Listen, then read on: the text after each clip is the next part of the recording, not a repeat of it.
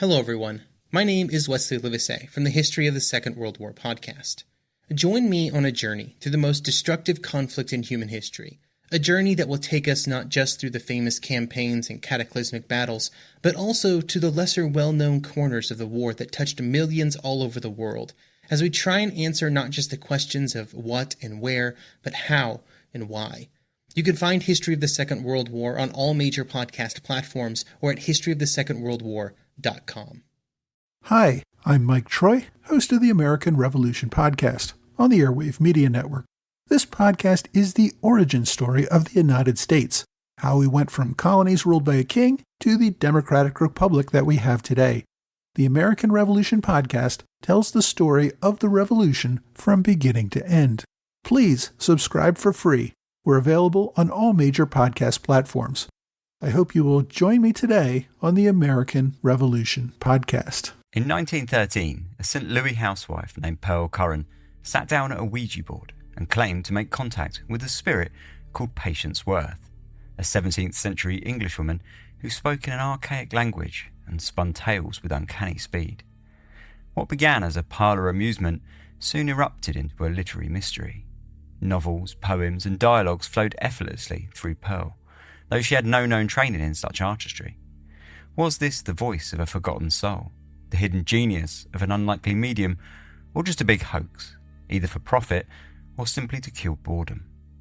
This is Dark Histories, where the facts are worse than fiction.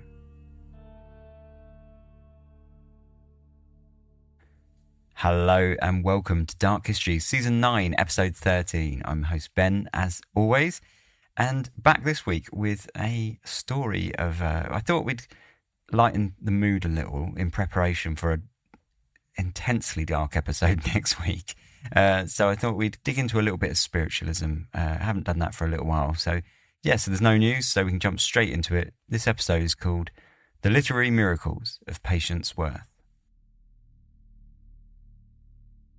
The practice of automatic writing, the psychic ability of channeling words, phrases, passages and texts from an unseen being onto a blank page via a writing instrument or Ouija board, has been a central practice within the occult arts for well over 1,000 years.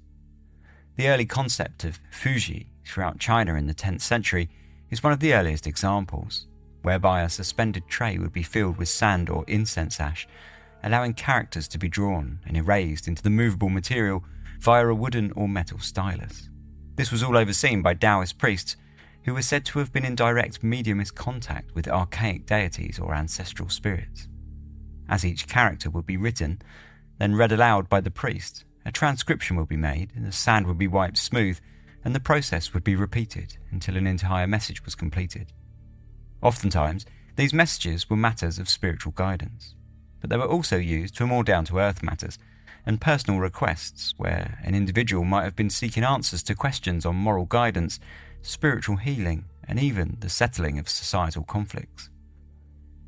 In Europe, spirit writing, whilst not quite so old, can still be dated back more than 400 years to the 16th century, when John Dee, an English mathematician, astrologer and occultist, and his psychic assistant Edward Kelly believed they were receiving messages from angels. Dee, utilising Kelly's psychic scrying abilities, was presented with a new angelic language consisting of 21 letters, which then expanded to a full text. The language, which he named Enochian, became the basis for Dee's Enochian School of Magic, whose primary purpose was to invoke the presence of angels and spirit deities in order that their supposed energies and wisdom be harnessed and utilised for practical purposes, including the discovery of the elixir of life. All told, it was all a rather esoteric and complicated jumble of ideas that, unsurprisingly, caught the attention of Aleister Crowley in the Hermetic Order of the Golden Dawn hundreds of years later. Despite these examples dating back centuries, it wasn't until the 19th century, with the explosion of spiritualism, that automatic writing really moved away from the higher arts and hit the mainstream public. Finally, out of the hands of specialist priests or eccentric and incomprehensible academics, the practice saw a golden period that lasted several decades, as mediums sat at seance tables, pencil in hand, and called forth the spirits from the other side to take control of the medium's hand and scrawl on sheets of empty paper, in order to convey messages to the great thrill of the paying onlookers. Whilst many amongst the thriving 19th century spiritualist movement believed the practice to be a gateway to the spiritual realm, by the turn of the century, more scientific members of the psychological community began considering the practice to be more of a gateway to an equally mystical area of the mind that was coming to be known as the subconscious, popularised by Sigmund Freud and Carl Jung. At the same time, artists were tapping into a similar practice, using what they described as automatic painting, hoping to bypass the conscious mind that inherently blocked raw creative energy. Naturally, the resulting works were a big hit with the surrealist schools, which, coincidentally, were also beginning to take off at the same time. With the practice in the hands of the layman, and everyone from psychic mediums to artists, writers and psychologists dabbling in the concept, the 19th and early 20th centuries saw a huge deluge of work come into creation, all originating from a mystical, unseen world. Unfortunately, almost all of it was either completely unintelligible or with questionable artistic merit. At times, however, the subconscious, or the spirits, depending on the beliefs of the automatic writing practitioner, would come up with something truly remarkable. And in 1915, in a bustling city in Missouri, America, a young housewife struck on something just so, when she began channeling the voice of a 17th century English peasant with a penchant for literature. Born on the 15th of April, 1883, in Mound City, Illinois, Pearl Curran was the only child of George and Mary Pollard, a popular and successful couple who had made their comfortable position through business and the arts. Pearl's father, George, a one-time amateur artist, had long since forgotten his passions with the paintbrush and had been heavily involved with a career in the railways and the local lead business, whilst her mother, though known as somewhat nervous, had been a keen singer with a passion for writing. Though, just like George, she had benched any serious ambitions following her marriage, as homely duties took the front seat in her life. Shortly after the birth of Pearl, the family moved to Fort Worth in Texas, which is where Pearl grew up as a curious child, collecting bits of broken glass and china and dressing her cats in doll's clothes. A quiet child, she had few friends, but was happy and healthy in her own world, towing the family dog around in a small doll cart. She played music, but took little interest in formal lessons, developing a characteristic she took into her school life, which she quickly became disinterested in, though she somehow, quite against her own understanding, managed to graduate into high school. There she continued at the request of her mother and scraped through thanks to the help of her father, who she enlisted as her homework tutor. By the age of 13, the heavy burden of schoolwork grew to be too much for Pearl, who described herself at the time as sickly, having suffered measles, mumps, chickenpox, and a developing congenital problem with her eyesight. And as such, she broke down and was sent to a Catholic academy for rest. Following her bout of recuperation, the family moved to St. Louis, in Missouri, where Pearl seemed to thrive, finally developing an interest in her music lessons and generally growing into a relatively privileged education. Unfortunately, her parents were not coping quite as well. The move to St. Louis had come on the back of financial ruin for her father, and now the family were living with Pearl's aunt and grandmother in the hopes of getting back on their feet. This didn't take too long, and soon George was back in the world of business, prospecting his way through the world of lead mines. But for Pearl, she found her world shrinking and growing dull, and her lack of ongoing education stifled her curiosity. Luckily, she was able to secure a recommendation for a singing school in Chicago, and she moved away from her family, taking a job addressing envelopes at the McKinley Music Company in order to pay for lessons, whilst her father, who was now working his way back to middle-class comforts, paid for her board. For a period, she played piano at her uncle's spiritualist church in Chicago, but finding the clientele to be a little on the odd side, she stepped back from that after only 6 weeks, stating that she found the whole spiritualist thing to be repulsive. Over the following years, she alternated singing lessons in Chicago with teaching music in Missouri until 1907, shortly after she had turned 24, when she met and married John H. Curran, a divorcee 15 years her senior, with a young 6-year-old daughter from his previous marriage. At one time, John Curran had been the immigration commissioner for Missouri, and the marriage saw Pearl once again find herself living in very middle-class comforts. The new family moved to St. Louis and settled down in a 2-story red brick house with a wide porch near the city parks, where, just like her mother, Pearl placed her earlier dreams of becoming a famous singer onto the back burner in order that she could focus on her role as mother to her new daughter-in-law and wife to her new husband, as expected of any proper early 20th century lady, though John did at least encourage her to continue with her music lessons. For the most part, though, Pearl found her time occupied by housework, and in the evenings she would sing for the family or visit the picture theatre. Her life was essentially a quiet, ordinary life in a quiet, ordinary Midwestern family. It was undoubtedly comfortable, but just like the days before her move to Chicago, it was somewhat dull and boring. That was until 1913, and the peculiar appearance of Patience Worth. It was the summer of 1912, 5 years after her marriage to John Curran, when Pearl was introduced to a Ouija board. John was partial to a game of cards or two with his friends, and in those long evenings, the wives of the players were left to entertain themselves, away from the vices exclusive to the men of the era, of alcohol, cigars and gambling. For Pearl, this meant spending time with one of her neighbours, Emily Hutchins, whose husband was a colleague of John's. Emily had recently lost her mother and had been keen to attempt to contact her via the medium of a Ouija board that she'd been shown by another friend, and together with Pearl, the two dabbled with the planchette in the back room of Pearl's house, whiling away the hours, all for a spot of fun. Unsurprisingly to Pearl, who had always had a sceptical and fairly negative view of the spiritualists that she had met throughout her uncle, nothing seemed to happen, and shortly after, when Pearl had lost her own father, Pearl decided to give the whole thing a wide berth.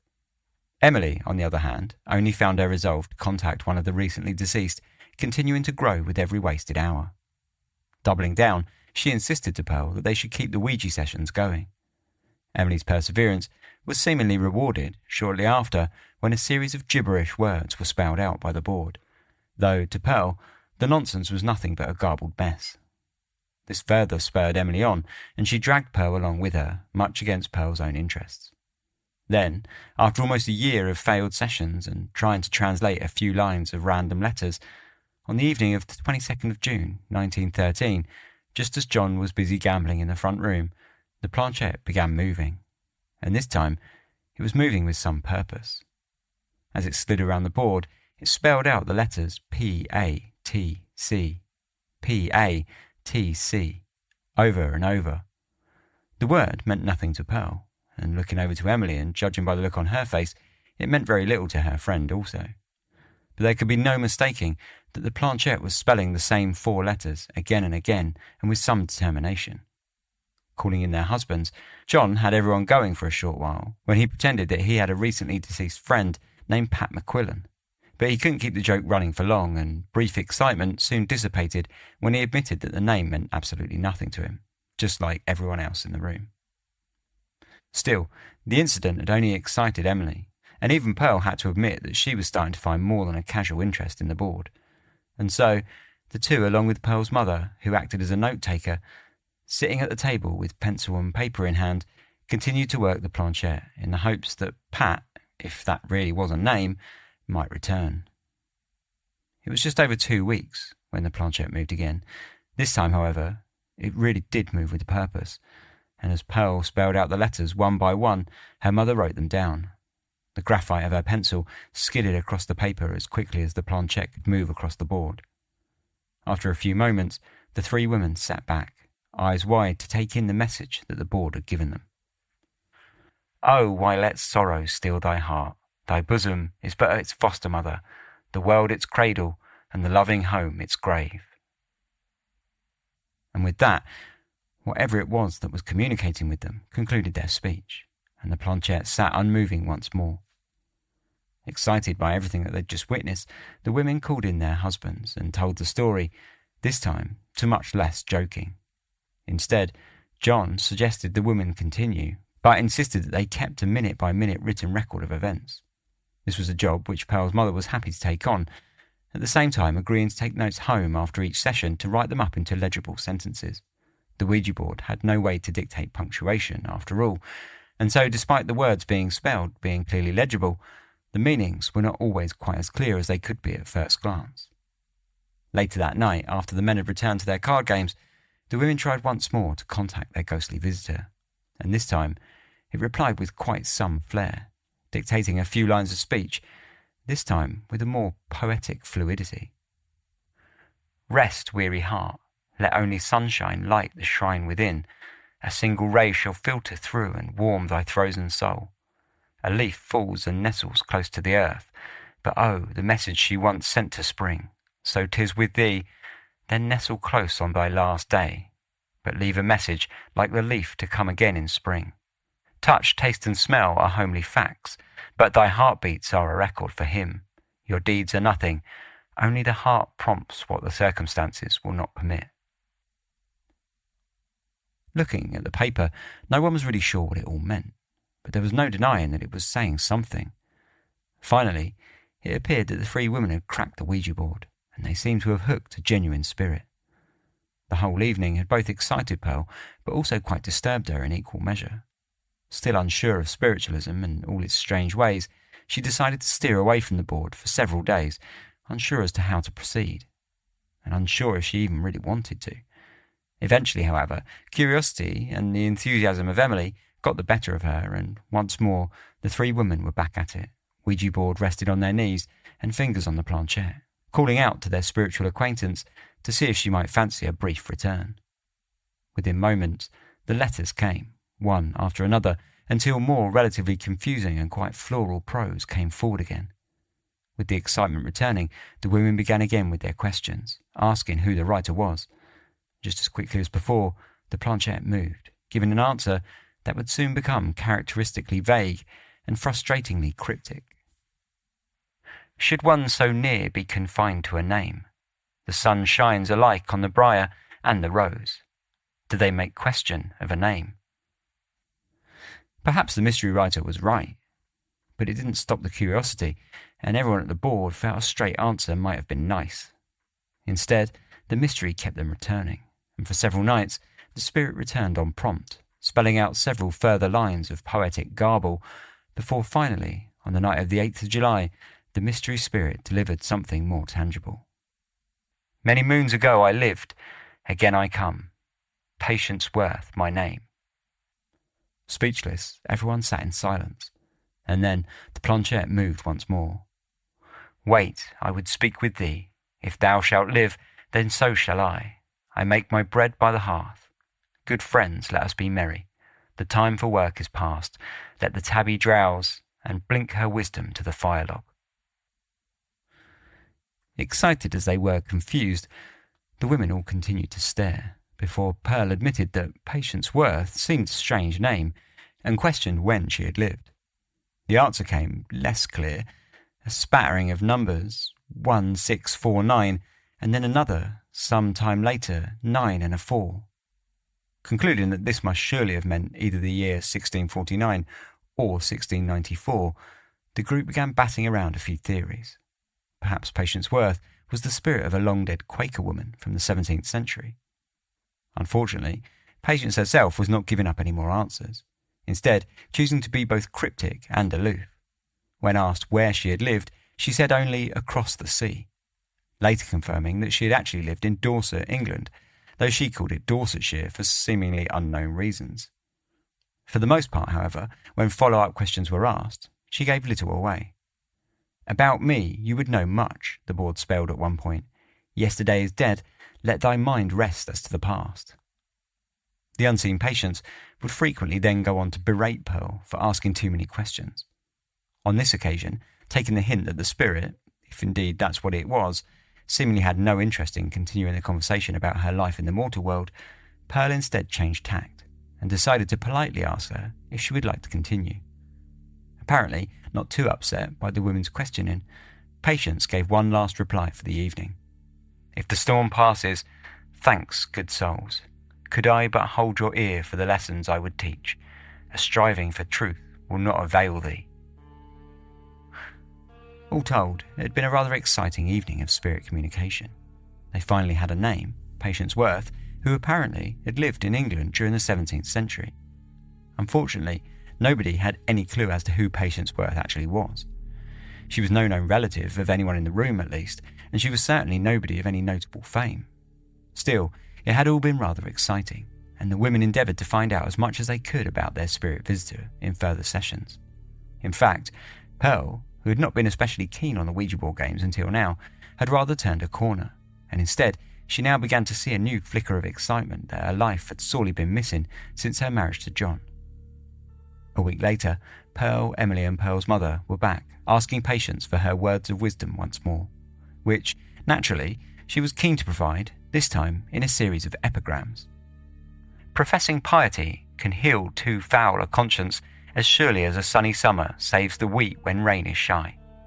Shadows to the weary are a cooling balm, but as youth basks in the sun, so at twilight come shade and rest. Cradle thy heart in love, cloak thy deeds in pity, strengthen thy soul with long draughts of wisdom, culled from the vine of truthful knowledge, and go forth a warrior indeed. Put faith in meagre efforts, and I promise ye much. Over the following weeks, throughout July and August, the three women continued their probing of Patience, hoping to find out more about her life, who she was, and also of some interest, who or what she was now. No steady answers were ever forthcoming, but the spirit did continue to reply, in what was clearly becoming a consistent style. Patience's speech was always floral, archaic in many respects, but never completely unintelligible to the modern ear. It used simple words, but pieced them together in poetic ways, and was frequently tinged with religious elements. Whenever anyone asked too many personal questions of Patience, she would reply with an almost acerbic wit, frequently cutting down those who would push her too far. She did, however, give up small pieces of information here and there. Firstly, confirming that the year of her life had been 1649, not 1694, and that she had moved to America at the age of 35. Secondly, she gave a few hints as to the workings of her communications, stating that she was using Pearl as some kind of spiritualist medium, though she did put this in somewhat less attractive terms, calling Pearl a pot that Patience was using to brew a potion. When asked her current age, she said only, "'Tis odd, I forget it."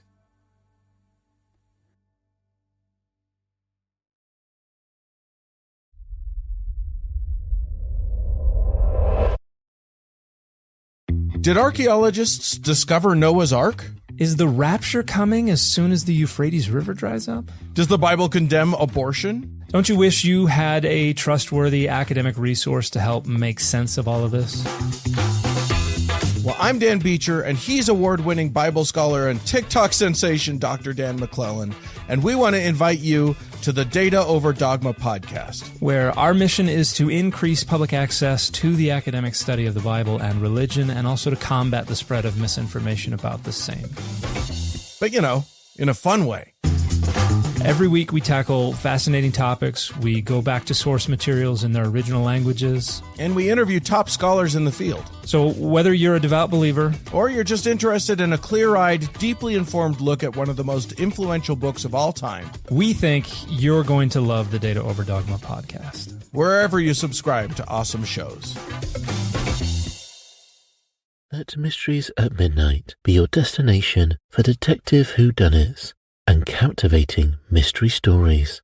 You'll hear classic stories like Sherlock Holmes, Agatha Christie's Poirot, and short tales from H.G. Wells, Charles Dickens, Edgar Allan Poe, and others. I'm Christopher, and I read these classic stories in the soothing style of a bedtime story, so you can listen to them in bed when you drift off to sleep. I also host the #1 sleep podcast in the world called Sleep Cove, where millions drift off to meditations, hypnosis, and bedtime stories. We soon realized that listeners wanted to hear our mystery stories all in one place, so we created Mysteries at Midnight, where you can listen to all new tales every week. Search for Mysteries at Midnight on Apple Podcasts, Spotify, or your favorite podcast app, and follow and subscribe so you don't miss out on new episodes. So why don't you pick a story now? And can you guess the twist?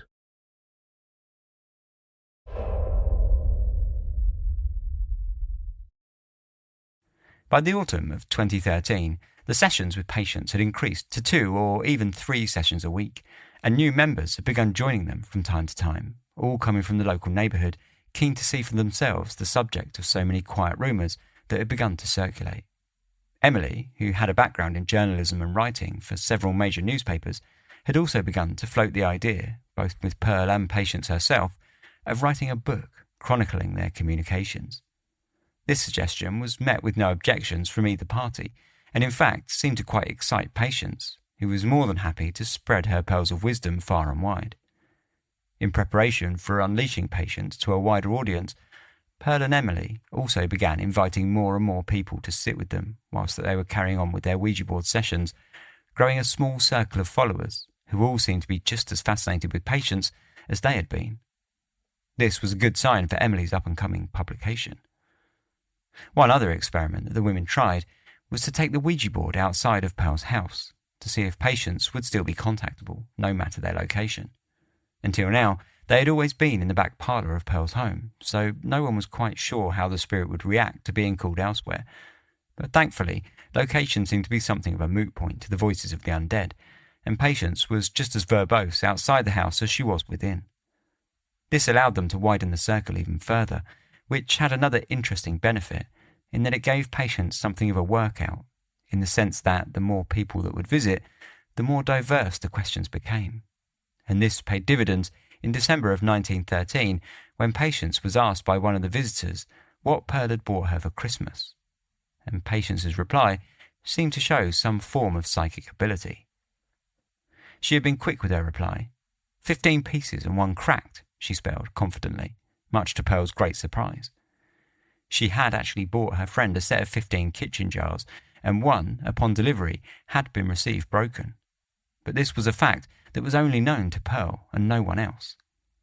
The friend kept asking questions, next asking Patience if she knew what the friend had bought for Pearl in return. Once again, Patience replied quickly. Table store, cross-stitched, nay, then stitched across. As it turned out, the friend had bought Pearl some table linen, and just like before, this had been a fact that nobody else in the room had been aware of. As the new year got underway, Patience continued to progress, and by February she had evolved her floral prose into writing straight poetry, and as it turned out, she was seemingly quite prolific. The first hint that Patience had any literary ability came in the February of 1914, when she dictated a poem conjured on the spot. The piece was left untitled by Patience, but Pearl would later call it the Farewell Song. Heed I the sighting of my soul, for truth am I a mighty tempest, breaking all barriers and laying low the forest, distrust where lingers mine undoing, or but the night breeze gently blowing, and only piling leaves as mine own barrier. Ah, for my last rest and farewell song, to this my stalk, let me rest upon twigs of mine own breaking, lulled by the soughing of the echo of my last tempest. Wrap me then in sweet herbs of deeds well done, that like the rose of seasons gone breathes back a scent and smile of yesteryear. Pillow not my head upon my good intent, for rest would surely flee, a stone would better be. Ah, peaceful vale, wherein my soul may be my soul and call not, as the night bird his mate, who but re-echoes his song.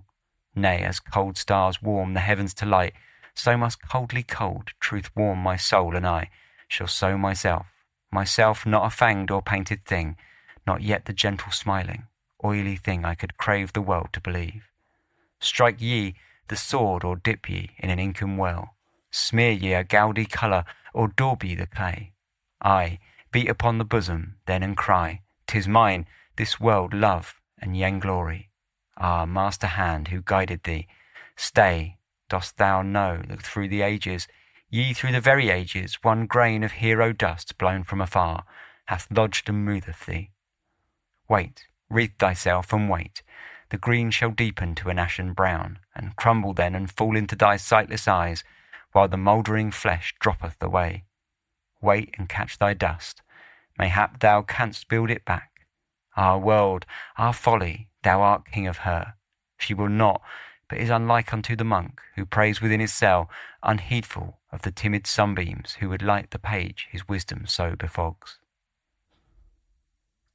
Surprised and excited by this new revelation, the women transcribed the verse and quickly considered what they should do with it. Emily, of course, was keen to place it in the book that she had planned to write on Patience, but unfortunately, the relationship between herself and Pearl had grown quite tense in recent weeks, with some friction growing between the two after Patience had confirmed that Pearl was the key to the spiritual communications, leaving Pearl and her mother to question the importance of Emily's presence at all. Soon after the first poem was dictated by Patience, Pearl began sitting at the Ouija board without Emily there, drafting in her husband John to take her place instead. When Patience trotted out a brand new poem on their first session without Emily, Pearl felt sure that Emily was no longer needed, and quite quickly began phasing her out of the picture. Gradually, as more visitors came to see the sessions, Pearl began inviting them to sit at the Ouija board rather than Emily, who found herself more of a watcher than a participator. As the year grew on and summer ascended upon St. Louis, signalling a year of Patience communications, she dictated what would go on to be one of her most famous poems that Pearl would eventually name Patient God. Ah, God, I have drunken to the dregs and flung the cup at thee. The dust of crumbled righteousness hath dried and soaked into itself. E'en the drop I spilled to Bacchus, whilst thou, all patient, sendest purple vintage for a later harvest. Shorter than some of her earlier pieces, it nevertheless arrived with Pearl and her onlookers with some excitement, mostly due to the religious elements which Pearl believed helped to demonstrate Patience's overarching philosophies on life, which were beginning to solidify. At the same time, though, Patience was constantly evolving and tossing up new ways to surprise her audience. In autumn of that year, shortly after Pearl and her husband had moved house, Patience began dictating what would be the first of her longer works. It was a play set in a medieval setting, focusing on the life of a hunchback with a pet monkey named Beppo, who had fallen hopelessly in love with a lady named Lisa. In an effort to win her hand in marriage, the hunchback entered a jousting competition, only to be killed by a rival knight. It was quite a departure from her earlier poetry, but the writing would prove to be no less floral in its delivery. The whole story was diligently scribbled upon paper by Pearl's mother, as Pearl spelled out each word, letter by letter, over twice-weekly sessions lasting for several months. Unsurprisingly, word soon got around Pearl's new neighbourhood that she was communicating with a 17th century English spirit with a talent for literature, and the circle of visitors continued to grow, eventually even captivating some of the local St. Louisian royalty. Caspar Yost was a publicist, writer and editor of the St. Louis Globe-Democrat newspaper, and he had heard all about Patience Worth and her blossoming tale of medieval drama, and soon wound up as one of Pearl's more illustrious regular guests. Deeply religious, Yost had been captivated by Patience's more God-focused writings, and he wanted to introduce Patience to the wider world through his Sunday editorial. After introducing himself and his wife to Pearl, he quickly asked to pore over the huge stack of paper that was beginning to form a grand archive of Patience Worth, and then he floated the idea of writing her story. Just as Emily had been elbowed to the side, Yost swept in right on time to pick up the story anew. On Tuesday, the 2nd of February 1915, the St. Louis Globe-Democrat published a teaser advertisement for Yost's upcoming series of articles on what it called perhaps the most miraculous physical phenomena the world has ever known. That Sunday, the 7th of February, the paper printed the first of a 5-part, full-page editorial detailing the story of Pearl Curran and Patience Worth, whose names were replaced with the pseudonyms Mrs. Jones and Mrs. Smith. The piece was headlined The Mystery of Patience Worth, and it was stuffed absolutely full of superlatives, praising the profound intellect of Patience and the keen, swift, subtle and profound nature of her poetry. The piece printed several of Patience's poems and promoted the honesty of Pearl, who it stated was above suspicion and charlatanism. The editorial caused quite a stir throughout St. Louis, making great sales for the paper and bringing unrivalled interest in the mysterious Mrs. Jones and Mrs. Smith, who everyone talked about for weeks, trying to uncover the identity of this most fantastic medium. Each new week's article came with fresh poetry, excerpts from Patience's longer works, and more hyperbole than one could stomach on a Sunday morning over breakfast. This fueled massive amounts of gossip and, of course, the sales for the newspaper. Finally, on the 5th week, the identity of Pearl Curran was divulged, along with an almost quarter-page headshot of the enigmatic medium. Patience's real name was also given, and a little more speculation was given on her background, with Yost suggesting that she was most likely the spirit of a Puritan or Quaker. This series of articles had been a huge success, at least commercially, for Yost, and it had also been incredibly successful publicly for Pearl and patients, who had seen interest in their sessions explode.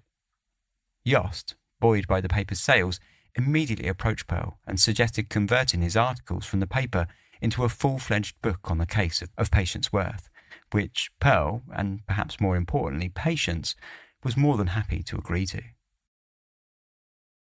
With all this public exposure, it wasn't long before word of the Patience case was reaching far outside of St. Louis, and to more literary men than Yost.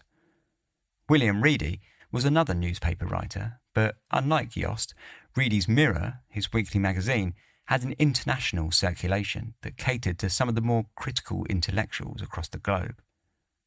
Reedy himself was something of an eccentric and undoubtedly a self-important literary critic who had sat on the judging panel for the first Pulitzer Prize in poetry. His magazine was highly respected, as was his opinion on literary matters. So, when Pearl heard from Reedy himself, who was interested in coming to speak with Patience after reading some of her poetry that had been printed in Yost's article, it seemed to all involved that Patience was on the precipice of making it. In truth, with Reedy's critical eye falling over Patience's verse, Pearl could well have had every right to fear the sessions with Reedy present. However, Reedy had already published an article on what he called Patience's necromantic poetry, and she had already known that he had spoken about the whole case in fairly sceptical but overall very positive tones.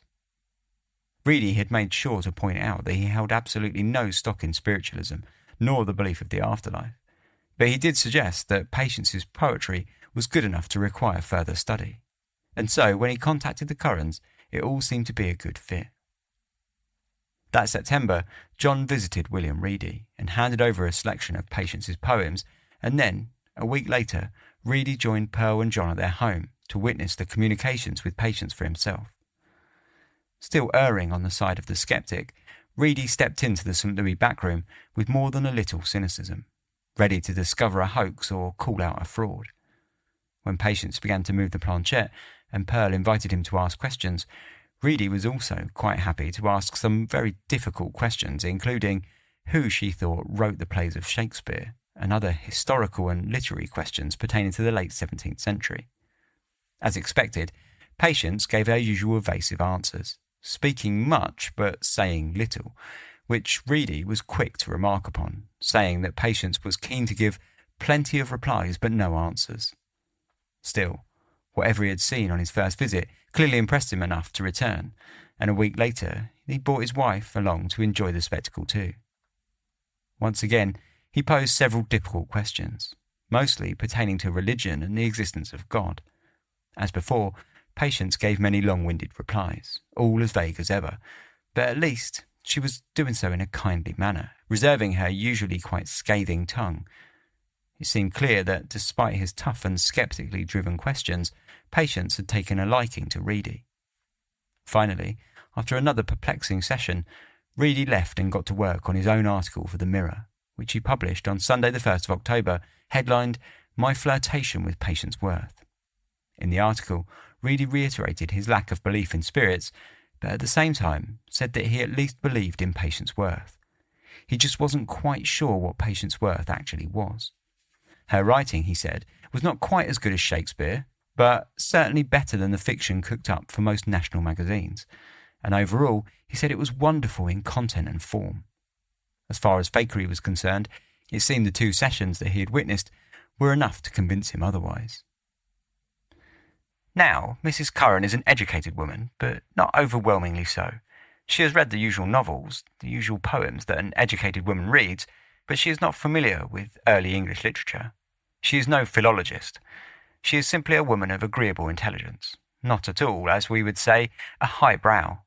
She knows nothing of the roots of language, yet she has spelled out on the Ouija board many hundreds of thousands of words in an English most primitive, with no Norman, Italian, Latin, Spanish, Danish or other origins. Mrs. Curran is a musician and singer, but I doubt if she knows the dialect of the earliest known English song that has come down to us. Summer is a-comin' in. She doesn't know Langland or Chaucer. She's read Shakespeare, of course, and the Bible, but she is not soaked in early English, or, indeed, in later English literature. Often, indeed, she cannot understand the argot, let us call it, of the questions put to the personality whose letter-by-letter dictation she spells out. And sometimes, while she reads off the words of Patience Worth's answers, she knows the words all right, but the ideas conveyed by them utterly escape her. A week later, Reedy published one of Patience's poems in full, complete with his own critique, where he suggested that, if Patience Worth be an invention, the inventor is a genius of no mean order. Overall, it was more than positive in tone, and was all set to launch Patience Worth onto an international world of literary interest unlike anything Pearl and John Curran could possibly have imagined. And it was also to reach far wider than Caspar Jost could possibly have dreamed of when he first suggested writing his book. It hardly stopped there either. For over 12 weeks, Reedy published articles on Patience, alongside printing dozens of letters from his reading audience, all academics and intellectuals, that seemed to all find a distinct mark of quality in Patience's writings. Many of these visited Pearl over the coming months to see the sessions for themselves, including John Livingston Lowes, the professor of English at Washington University. Like Reedy before him, Lowes entered into the room with a sceptical eye, and when permitted, he put several difficult questions to Patience, mostly pertaining to the use of her fairly unique flavour of Old English, which he believed seemed not to fit any one time period. Patience apparently took umbrage with such questions, and rather than give any answers, she simply snapped at him, and when he asked how she planned her messages, she replied simply, "Doth the spider think of a web?" As unsatisfying an answer as this may have seemed to the professor, the sessions must have been intriguing enough, as he continued to return for several weeks afterwards. One of his more interesting attempts at an experiment came when he attempted to use Patience's own speech pattern to communicate with her, which seemed to only confuse the alleged spirit. By now, Patience's fame was exploding, and Patience was showing no signs of slowing down. Having already completed 2 full-length plays and countless poems, she signalled to Pearl that she would soon begin her 3rd long-form story. Once again, this would be set in medieval England. Patience spat out thousands of words at a time, completing the whole thing over multiple sessions, totalling 6 acts and more than 20,000 words. These long-form pieces did allow for the more academic-minded of the audience to witness large amounts of Patience's unique language to be read in a more contextualised setting, which gave them far more opportunity to pick apart the etymological origins of her speech. As many had suspected and briefly commented on before, it appeared that Patience was using some kind of amalgamated language, stemming from quite a vast time period and quite a large geographical area of England, with a highly unusual percentage of Anglo-Saxon Old English for its alleged time. When asked about this specifically, Patience actually confirmed the same thing, saying that her speech was mostly wits of this and that from here and there, but she gave no more indication as to how or why she came upon such a style. Meanwhile, whilst Patience was being put through her paces by the academics, Caspar Jost was busy finishing up his book on Patience Worth, which was finally set to be published by the New York publishers Henry Holt and Company. As both Jost and Reedy continued to promote the book, the mystery of Patience Worth only continued to grow, reaching new audiences and asking new questions. This time, her story reached the eyes and ears of the scientific crowd, where psychologists began looking at the case. Primary among these was Dr. Morton Prince, a Boston-based specialist in personality dissociation and the founder and editor of the Journal of Abnormal Psychology. Prince contacted Pearl and arranged a meeting in Boston during an upcoming tour to New York, where the Currans, alongside Caspar Jost, planned to hold a series of public Ouija board demonstrations in what essentially amounted to a book tour promoting Jost's Patience Worth, a Psychic Mystery. Pearl met with Prince on the 14th of November 1915 in his home in Boston. Prior to leaving on the tour, Pearl had asked Patience if she would be fine to travel and still be able to communicate with Pearl far from their St. Louis home, to which Patience replied in the affirmative, so Pearl had no concerns on that front. On the other hand, if Pearl had found Reedy and his critic friends had been sceptical and tough questioners, she was set for a rude awakening in the meeting with Prince. The sessions started politely enough. Prince questioned Patience, and she answered in her usual tone. But when Prince began digging into Patience's past, his obvious frustration at her inability to answer simple yes or no questions became glaringly apparent. With the first session ending in something of a whimper, the pair planned to meet several days later for a second crack. This time, Prince came from a different angle, carrying out a series of experiments, asking Patience if she could feel anything when he touched Pearl's arm with his hand. He also asked her how she could see and hear him if he was talking to Pearl. Unfortunately, Patience was not in the mood for giving any answers, and when Prince returned to digging up her past, all he uncovered was that Patience had been alive in the time of Cromwell and that her mother's name had been Anne and her father John. When he questioned her on the name of the ship that she had sailed aboard to America, Patience once more resorted to vague responses that omitted any solid answers or factual details. At the end of the session, Price was utterly angered by the whole affair and suggested to Pearl that she would undertake a session with him where he could question Pearl and Patience under hypnosis. This Pearl refused, saying that she was too concerned that such an act might permanently damage her ability to communicate with Patience. In the end, Prince left the session with as much scepticism as he had entered with. Unfortunately, he was quite happy to share these thoughts with the press, especially after Pearl shared the story of the meeting with the papers in an effort to drum up a bit of buzz for her meetings in New York. Angered that these private meetings had been leaked in such a manner, Prince struck back, telling the papers that he had found nothing of scientific importance or interest when meeting with Pearl, and that he had considered the results inconsequential and of no scientific value whatever. This was far from the perfect start to a book tour that they had hoped, but fortunately the publishers in New York, Henry Holt and Company, were far less sceptical, or at least they were far more interested in the commercial prospects of Patience's story. Whilst in a meeting where they would thrash out the details of Yost's upcoming book, Pearl contacted Patience and had the spirit describe the front cover illustration that she would like, as well as the colour of the bindings. Thoroughly on board with the project, Henry Holt set the publication date for February of 1916, and when it did finally publish, the book sold through the first print run almost instantly and was quickly sent for a second printing. This was in no small part thanks to Reedy and Yost's continued articles on the story. It was also helped well on its way by the positively glowing review from the New York Times, which described Patience's writings as genius through a Ouija board, concluding that the immense mass of communications, their high level of literary quality, their flashes of genius, the distinct and interesting personality revealed, arrest attention and set the whole affair immeasurably beyond any other communication which has ever pretended to come from the other side of the grave. Having already hooked the interest of the literary and now the scientific world, the successful publication of Yost's book moved on to a new audience, opening up the case to the psychical community, who, stumbling upon the backstory from Yost, were keen to investigate for themselves. James Hislop, the director and one of the founding members of the predecessor of what would be the American Society for Psychical Research, read and reviewed Yost's book in the Society's 1916 journal. Unlike the general public, who had been generally enamoured with the story, Hislop slammed it for a case that he believed would not stand a moment's scientific scrutiny. Quite opposite from the New York Times, he found little to be interested in Yost's new book, and he gave it short shrift. We are asked to swallow, without hesitation, the superficial statements and beliefs of a newspaper editor who boasts his ignorance of psychic research and of a publisher who desires to sell his wares.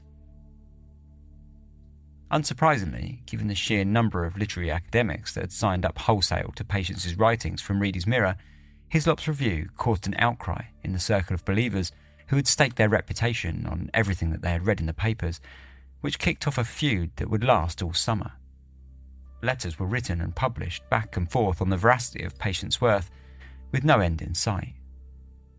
Meanwhile, back at the Ouija board, Patience continued to churn out her writings, including the beginnings of what would go on to be her third full-length work, this time focusing on the life of a child born at the time of Jesus Christ, who would go on to be crucified alongside the Christian Messiah. Just as things got started, however, a new line of discussion began slipping through from Patience, who started to suggest that Pearl and John adopt a child. If this sounds strange, then things only continued to spiral after Patience described in quite definite terms what the child should look like, including gender and hair colour. Patience also decided that they should name this child after her and that she would take over much of the parental responsibilities, including dictating how it should be dressed. For anything that needed doing in the physical realm, the responsibilities, Patience commanded, should be shared amongst all of Pearl's closest inner circle of Patience-worth believers. Unsurprisingly, when a baby was discovered that seemed to match exactly the description that Patience had requested, many of the followers believed that the child was, in fact, a reincarnation of Patience herself. All the while that the Patience-worth inner circle had been morphing into something of a cult-like following, Patience continued to write through Pearl. Only now, another new development had occurred, whereby Pearl had started channeling Patience's words directly to paper, rather than through the Ouija board. Perhaps it was sheer luck, but this new process certainly helped to speed up the work of Patience's latest novel, which was now nearing completion. Titled A Sorry Tale, Pearl and Caspar Yost took the work to their New York publishers once more, who were more than happy to cash in on Patience's ever-growing fame. When the book was published in June of 1917, it was once again met with strong positivity from the critics. The New York Times proved just as charitable with their reviewers as they had with the previous work. The long and intricate tale is constructed with the precision and the accuracy of a master hand. It is a wonderful, a beautiful and a noble book, but it is not easy to read. Its archaic language and its frequently indirect modes of expression make necessary constantly the closest attention. The meaning is often so obscure that only considerable study will make it clear. Whoever would read it through will need to be well supplied with time and patience. But if he appreciates the noble and the beautiful in literature, he will be well repaid, and he will marvel more deeply than ever over the mystery of Patience Worth. Whilst the reviews were just as impressive as Yost's book on Patience, the release of A Sorry Tale had presented a new challenge for Pearl. Whilst Yost's work had been met with resounding commercial success, Patience's latest book was nothing more than a novel, with no spiritualist mystery to bolster the writing. In that sense, it laid Patience's writing bare, and it was, perhaps, that reason that would set the mystery of Patience Worth on a decline that she would never quite manage to recover from. With the publication of A Sorry Tale, the large audience fostered by the intrigue behind the Patience Worth mystery, highlighted in Yost's book, had their first chance to read a full-length work by the enigmatic spirit author. Unfortunately for Pearl Curran, this included several historians and scholars who were quick to pick up on the many historical inaccuracies in Patience's speech, and they were not in the mood to be kind, with one commenting that it closely resembled gibberish. This didn't have much of an effect on Pearl, who continued to communicate with Patience, and it didn't really seem to have much effect on Patience either, who, over the following 2 years, continued to pump out verse after verse, completing another 2 full-length works. It did, however, affect Patience's following and the publisher's willingness to continue releasing her work. Caspar Yost continued to pump articles on the goings-on, and Pearl's husband, John, attempted to start his own publishing house, which would release a monthly magazine full of Patience's writings. The magazine sold for 15 cents a copy and offered a subscription, with John Curran working hard to secure advertising partners to keep it afloat, but it never really managed to break even, and after 10 months, it completely folded, leaving the Curran's bank balance $4,000 lighter. Meanwhile, Patience completed her latest epic, a 90,000-word novel named Hope Trueblood, which ran for 363 pages. Henry Holt did agree to publish it, but it never really reached the commercial heights of Patience's earlier work, despite being nominated as an outstanding author for 1918 by the Joint Committee of Literary Arts in New York. The Los Angeles Times called it a masterpiece in their review of the book. But, as with every new release, praise came hand in hand with criticism, and this time the book was picked up by Agnes Repplier, a writer and critic for The Atlantic Monthly, a literary and cultural magazine based in Boston. The piece that Agnes wrote was called Dead Authors, and it didn't entirely focus on Patience Worth exclusively, with Agnes criticising the rise in spiritualism and the subsequent growth in works that had been published by supposed automatic writing. When she did focus on Patience Worth specifically, she absolutely savaged her works. She called the Currans out for perpetrating a hoax, and using Patience's own words against her, she scathingly dug out her published books. Ghosts there have always been since men began to die. They have played their part in disquieting the world since the world awoke to trouble. Vengeful, prophetic, fantastic, and invariably de trop, they have come down to us through the centuries, discredited but feared. Now, our old apprehensions, our old creeps and shivers are exchanged for new and reasonable misgivings. Spirits soothing as syrup, didactic as dominies, prolific and platitudinous, are dictating books for the world's betterment, and never a word which can add to our store of knowledge, or stand the dry north light of intellect. We are told that once, when Patience Worth was spelling out the endless pages of the sorry tale, she came to a sudden stop, then wrote, "This be enough," and knocked off for the night. A blessed phrase, and of a certainty her finest inspiration. Would that all dead authors would adopt it as their motto, and with Ouija boards and table legs and automatic pencils write as their farewell message to the world those 3 short, comely words, "This be enough." Agnes concluded this article, citing Caspar Jost himself. "The larger literature is to come," says Mr. Jost ominously, "and we fear that he speaks the truth." This was a rather ungracious nail in the coffin of Patience Worth, whose book sales had floundered. Sensing a commercial flop, even Jost's newest work on Patience, which was to be a collection of poetry, was turned down by the New York publishers. And worse, Pearl Curran had begun seeking to publish her own stories. This was a development that rubbed many people the wrong way, since the Currans, Jost and Reedy, had always sold the public on Patience's viability, with the understanding that Pearl had no talent for writing whatsoever. Indeed, for the most part, they had made out that Pearl could barely put together a letter. And now, here she was, looking to publish a romantic fiction in one national magazine. By 1920, the public interest had waned significantly, and Pearl found herself surrounded by only the most loyal and long-serving followers of Patience. Pearl published an essay titled "A Nut for Psychologists," wherein she described her distrust of psychologists and psychical investigators, whilst also admitting that she, like all psychics, had invited suspicion onto herself by making the case of Patience Worth public.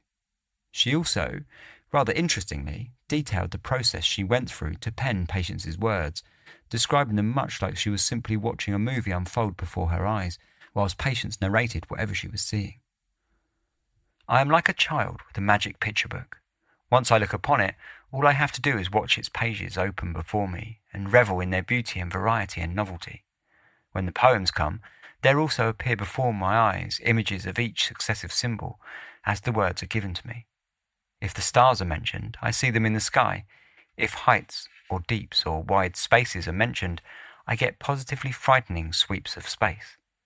So it is with the smaller things of nature, the fields, the flowers and the trees, with the field animals, whether they are mentioned in the poem or not."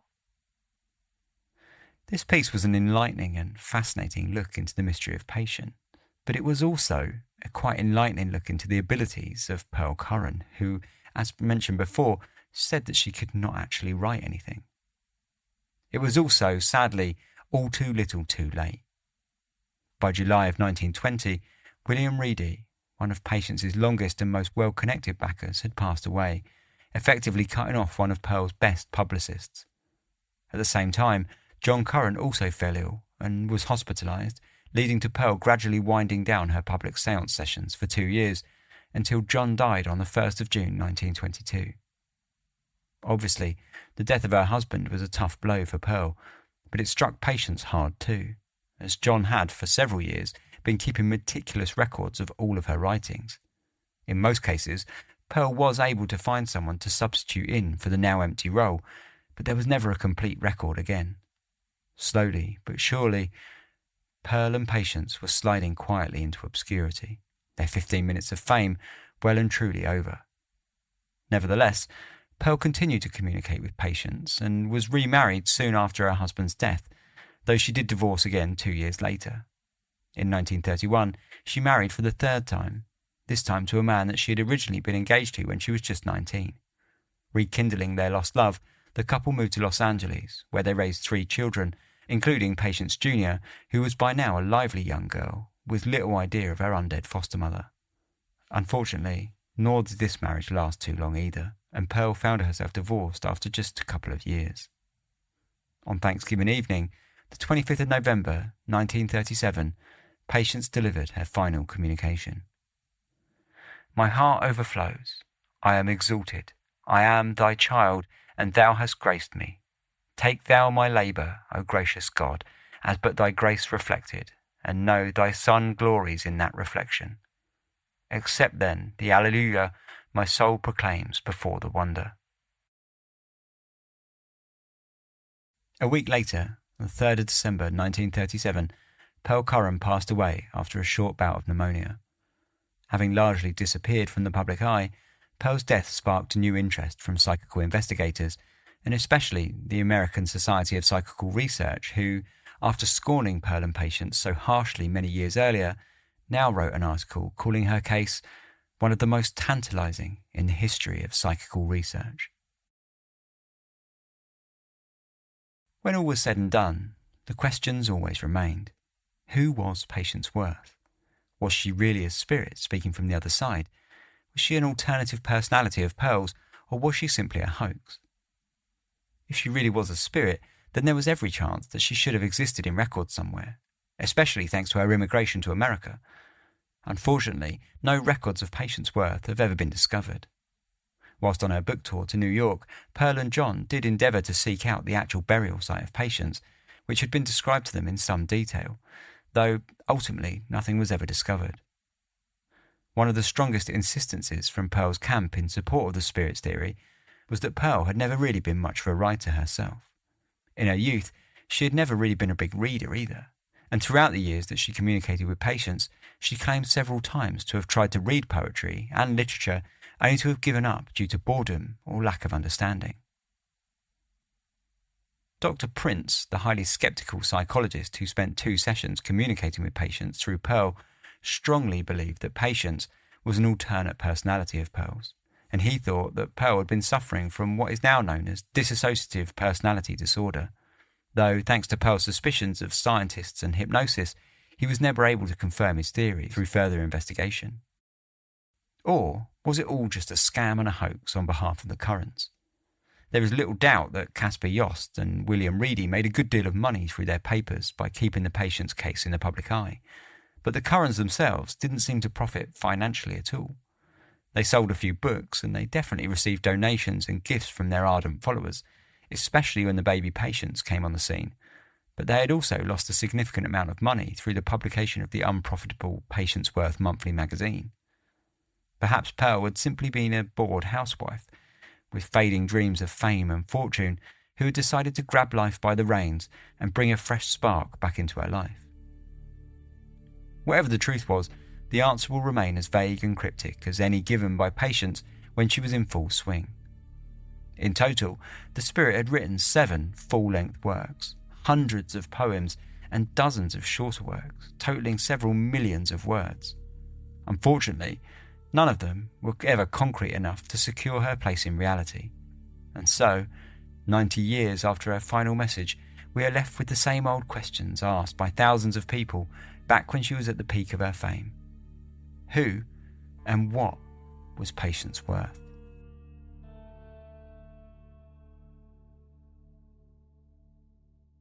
So that was the story of Patience Worth, and there's definitely quite a bit to speak about after these short advert breaks.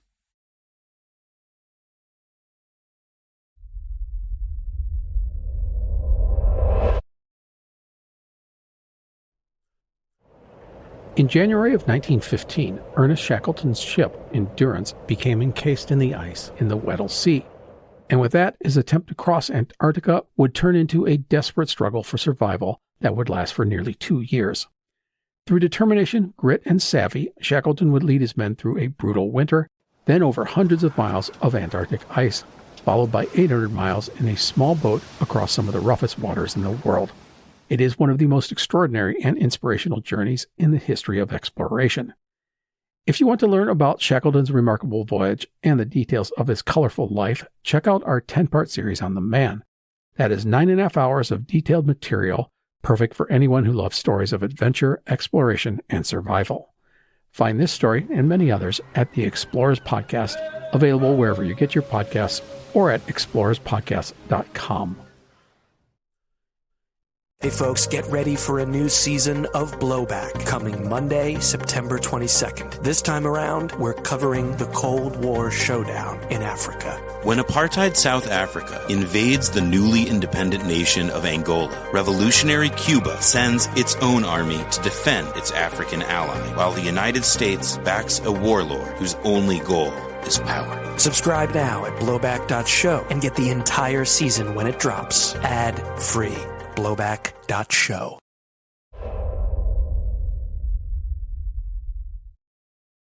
Welcome back. So, Patience Worth. Now, this is a story, and there's a lot to get into here, I guess. Now, I think you can probably guess that I'm relatively sceptical about this. I absolutely loved Agnes Repellier, I think her name was, the critic, who absolutely tore into them. I thought her writing was hilarious. This Be Nuff was a very scathing critique. But yes, so as you can imagine, I'm quite sceptical, and I'm sure you are also fairly sceptical. My scepticism stems from, well, several things really, but it starts with Patience Worth, right? We'll start with Patience Worth. She was just a belligerent sort of pain in the butt, really.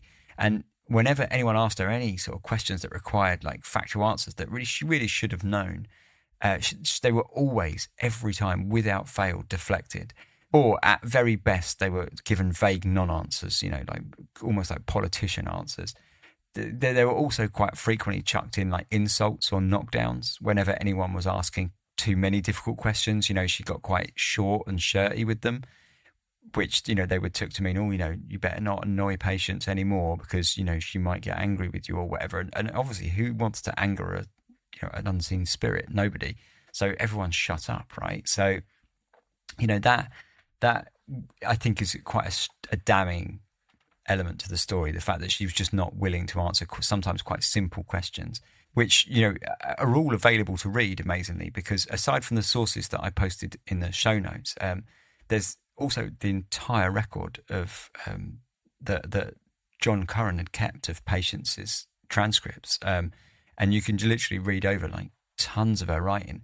I'm not sure why you'd want to, because it's frustrating as all hell to read, which I suppose we could sort of move on to that. I guess the fact that she sort of spoke in this weird archaic dialect, which was supposedly Old English, but as an English person myself, and you don't even need to be an English person, but anyone I think with any sort of grasp on interest in British history will know that the dialects in England were numerous. I mean, they still are even today, but they were numerous, and you didn't have to go far before one dialect became almost unintelligible to the next. You had towns quite close to one another speaking in quite different dialects, and yet Pearl seemed to sort of speak in a dialect that no one could quite pin down. She sort of said it was like this amalgamated language, but I don't really buy that. I think it was just someone basically sort of cosplaying an English 17th century peasant. I think that's what it comes down to. There are other things that, nail that on for me. The fact that, she would never quite give any solid details about where in England she was from. She said she was from Dorsetshire, which didn't exist. For a start, it's Dorset. And on top of that, she would describe places which could be anywhere in England. She would describe places that you could shoehorn in 30 minutes from my house. I could find landscapes that looked exactly like she described. And yet I live 300 miles from where she said that she lived. So, it really was that vague that you could just fit him into any part of the English countryside you like, really. That one of her followers, I think it was Yost actually, went to England, and he was all really excited because he was like, I found all these landmarks just like she sort of said they were. They're exactly in the places that she said they would be. But of course, all these things were just the English countryside. And of course, he would have seen them anywhere he went. So I didn't really buy that either. I think, none of her sort of speech or anything she says really sold it to me. So what was it? What do I think it was, at least? And that's, I think, an interesting question. And I think it's I think it's sort of multifaceted, actually. I think we look at Pearl. Now, she was like someone who grew up wanting like to be a singer and theatrical, and she played the piano, and she wanted to do music in life. And then, like so many women of that era, she got married, and then all those dreams just have to be discarded because now you're a wife, and that's your main role in life. That's what you have to do. Everything else gets like forgotten about, essentially. And in a sense, that's a big part of you is therefore discarded, and you now have to be someone very different. That's maybe not someone you want to be, but that's all part of being a wife at the time. And that was a big part of why spiritualism blew up anyway, because you had all these essentially bored housewives that had no agency in life. They had like nothing really that they felt they could do, and no sort of power either to do anything. And so suddenly spiritualism gave all these people basically a new interest, a new hobby, a new reason to get out of bed in the morning that wasn't, housework and essentially catering to their husbands. So, you see that reflected in Pearl, I think, very deeply. It's say she was always a curious, quite intellectual child, clearly. She was very intelligent. She wanted this like kind of theatrical life, and you could see it when she got bored at home as well, and she moved to Chicago to take singing lessons. She wanted more from life, and then she married into essentially a dull situation. And so she, I think, created more for herself. I personally think it was just her sort of indulging a new interest or a new hobby, something like that. Some people have said that she was, maybe dissociative personality disorder. Said that the psychologists believed that at the time. And I think that's an interesting path to walk down, but I just don't think you need to be diagnosing people like that when there's simpler answers, and that's that it was a bit of a hoax. And I think where that then continues is that Yost wrote the papers, made a lot of money from selling the story. He certainly kept it in the paper for a long time because it was selling papers. And then he wrote the book and, made money from that. So he had every reason to keep that alive, right, as a publicist.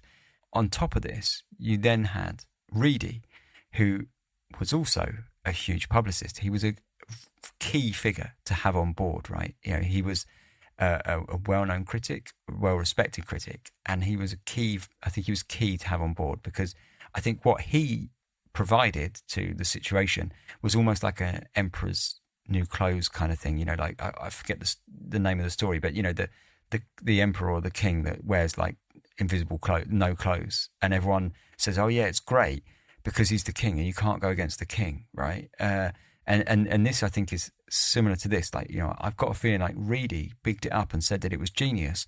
And then you had all these other intellectuals and academics that then couldn't turn around and say, well, actually, I think this is rubbish, because this like great critic had said that it was great. Therefore, everyone had to say it was great. And if you look at Patience's works, I think it actually backs this up, because it's so pretentious, so floral and so archaic, and it means nothing like quite frequently, but it sounds like it should mean something.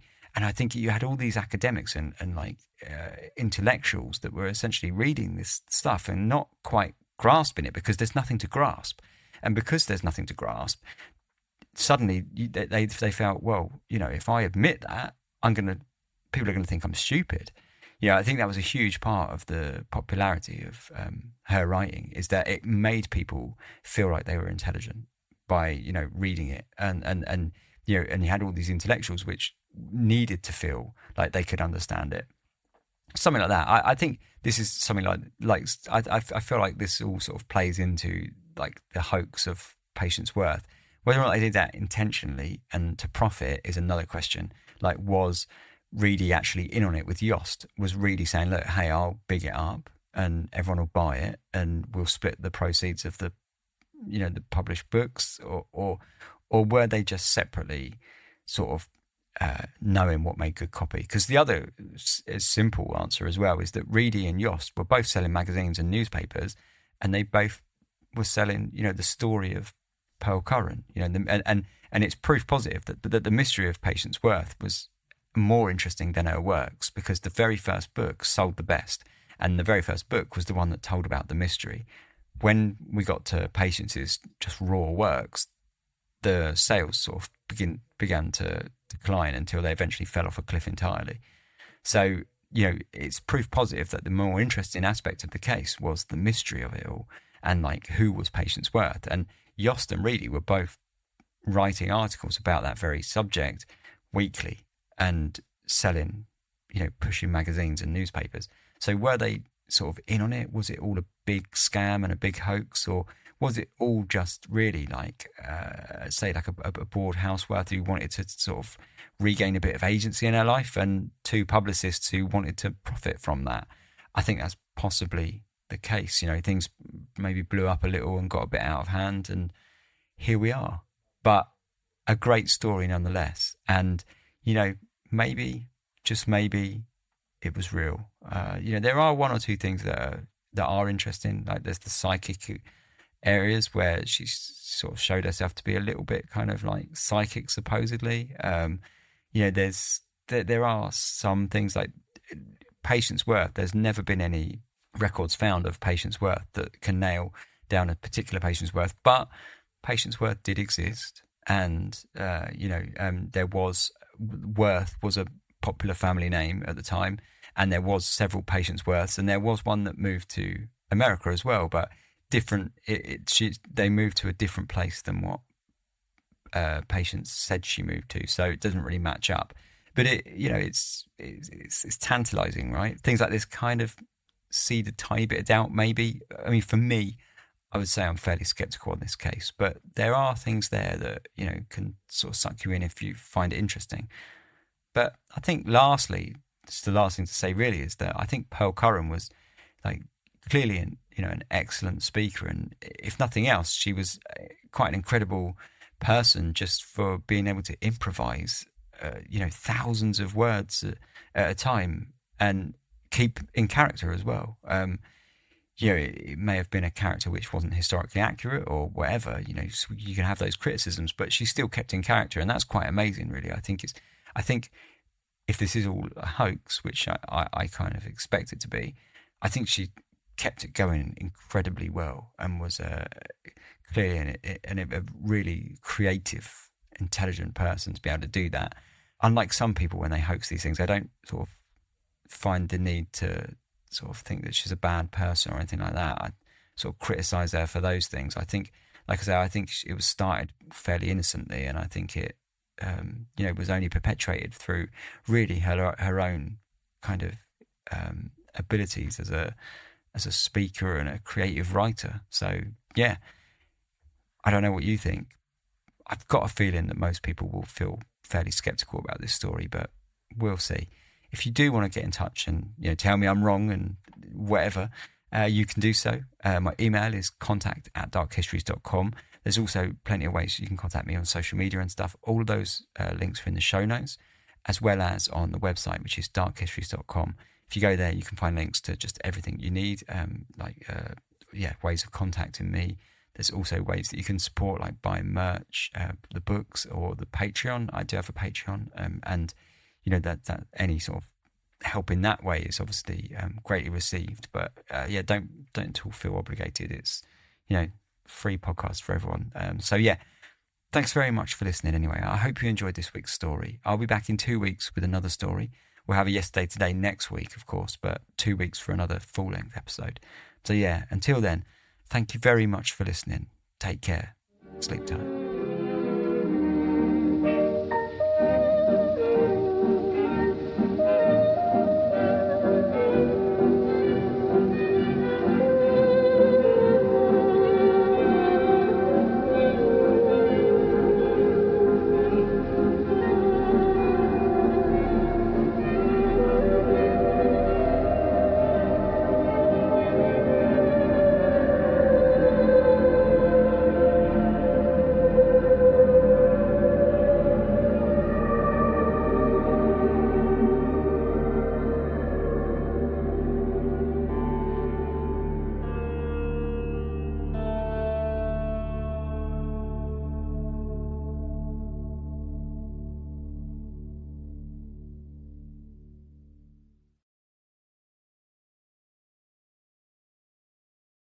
What do you get when you take two childhood friends with a passion for unexplored history and a whole lot of booze? You get us, Queen's Podcast. And here at Queen's, we are spilling the tea on all kinds of women from history. From New Orleans voodoo queen, Marie Laveau, to Marie Antoinette, and everything in between.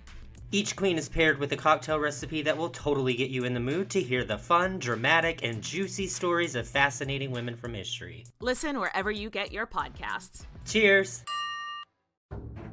400 years ago, a trio of tiny kingdoms were perched on some damp islands off the coast of Europe.